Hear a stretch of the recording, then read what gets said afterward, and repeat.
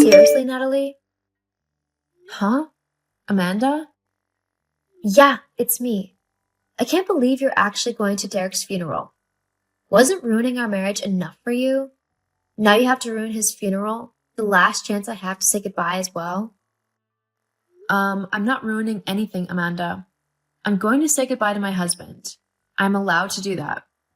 In fact, I've got more right than you to do that considering I'm his wife.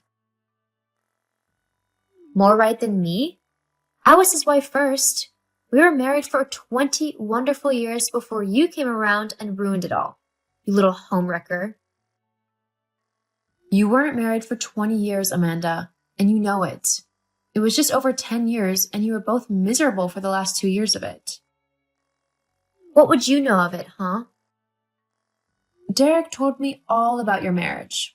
From the sounds of it, you were both making each other miserable. He was so cold and distant with you and trying to find any excuse not to go home, and you were always so short and snappy with him. He told me it was like you were blaming him for something that dissatisfied you. And, for the record, I didn't wreck anyone's home. You and Derek were already separated when I met him. The only thing that happened whilst I was in the picture was that your divorce was finalized. You can't blame me for your marriage failing when I wasn't even there when it all happened. Ugh, that's just a lie. I love Derek so much, and you came along and stole him from me. That's the truth. If it wasn't for you, we probably would have gotten back together. I'm not going to argue over this, Amanda. I have too much to do for this funeral that, frankly, I'm barely just keeping it together. I'm so heartbroken right now, and I can't deal with your petty drama. I've given you an invite for the funeral because, whilst you were separated, I believe you deserve to say goodbye to Derek too. Because you meant something to each other once. Whether you want to go or not is up to you. I'll only go if you don't. That's not going to happen. I'm going, and there's no debate about that. If that means you don't go, well, that's up to you. Fine, I'll be there, but you better stay away from me. Trust me, I won't be anywhere near you. Good. Are you kidding me, Amanda? I can't believe you chucked me out of the funeral. How petty can you get? I'm not petty. You were kicked out of the funeral on your own accord. You just went on and on and on about how much you loved him, and people got sick of it. That's all. That's not true. You were the one to make a whole scene about me being there. You even lied to the priest and told him that I was Derek's ex-wife. That's the reason I was kicked out. Now I understand why Derek left you. How dare you? You were the reason he left me. Actually, you cheating on him with a guy named Gary was the reason he left. What? He told you about that? Of course he did. We told each other everything. I mean, we loved each other, so of course we'd share everything with one another. Well, clearly he didn't share everything with you. Huh? What do you mean? Oh, don't you worry about it. You'll find out soon enough. LOL. Whatever, Amanda. Just please leave me alone. I want to mourn in peace. Yeah, whatever. You just keep playing the innocent victim. Everyone knows you only got with Derek for his money. It's really obvious. What? No, I didn't. I loved him. I didn't even know he owned a successful company until we were already 6 months into dating. Besides, I don't care about the money. He could have been dirt poor and I still would have loved him. He was just an amazing man, filled with so much love and kindness. Only an idiot would let him go. Ugh, you think you're so smart, playing like you wanted to be with him just for him. But it's not true. I know you are more like me than you want to admit, that the only reason you married Derek was to get his wealth when he died. I mean, that's why I married him. But then you came along and ruined it all. You might be cold and callous like that, but I'm nothing like you. I loved him for him, and that's it. Uh-huh, sure you did. But you want to know something? What? I have a feeling that you aren't going to get a single dollar of Derek's fortune. And why is that? Oh, no reason. Just a little hunch, LOL. Whatever, I'm going. Just please leave me alone now. Uh-huh, of course. Oh, Natalie, It was lovely seeing you at Derek's will reading today. I bet you weren't expecting to see me there, though, were you? Amanda. No, it was a bit of a shock. You know what else was a shock? The fact that Derek left me his house in the will. LOL. When I say house, it's more like a mansion, isn't it? Were you expecting that? I bet you weren't. LOL. What's the matter? You're not sulking, are you? Because I won? No, I'm not sulking, Amanda. I'm an adult and I can handle things in a mature way. Unlike you. Oh, is that so? Well then, handle this. I want you out of my house by the end of the week. That's how long the will states I have to give you to get everything in order, so you have until Friday to get all of your stuff and to get moved out. After that, anything that's left behind will be mine and I can do whatever I want with it. Wow, that's really not a lot of time at all. And you're seriously going to kick me out of the house that Derek and I built together? You're really that cold and heartless?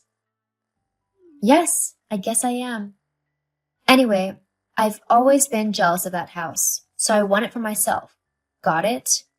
So hurry up and leave already. I see.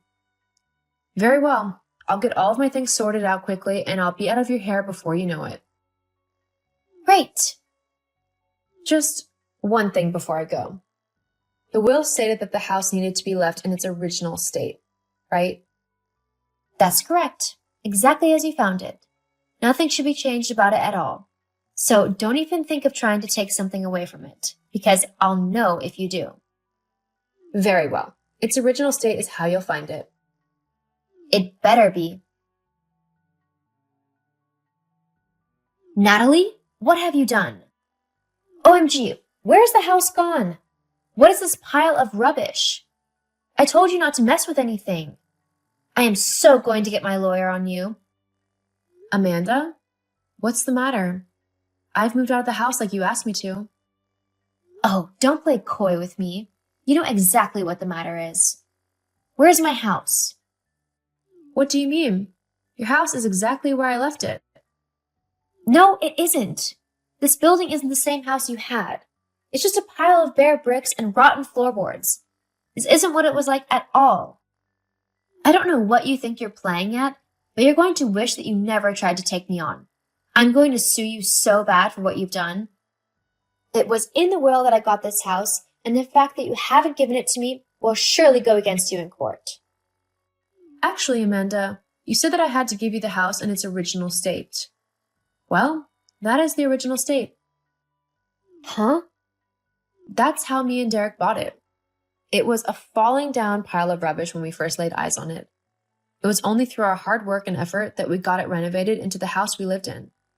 But considering you said that you wanted the house in its original state, I thought I'd better do what you ask.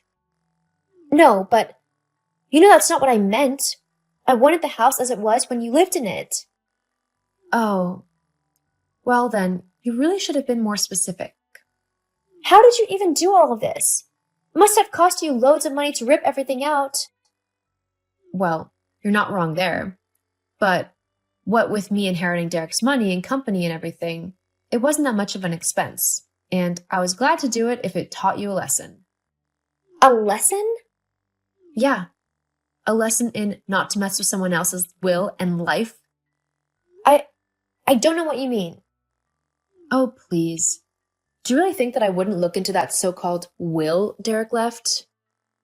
I know that you were sleeping with the lawyer who read Derek's will, and that the two of you conspired to try and take my house. I'm sure that you would have tried to get his money if you thought that you could have gotten away with it. But we both know that Derek wouldn't have left anything like that to you. It's funny, though, that you think I'd accept him leaving our house to you.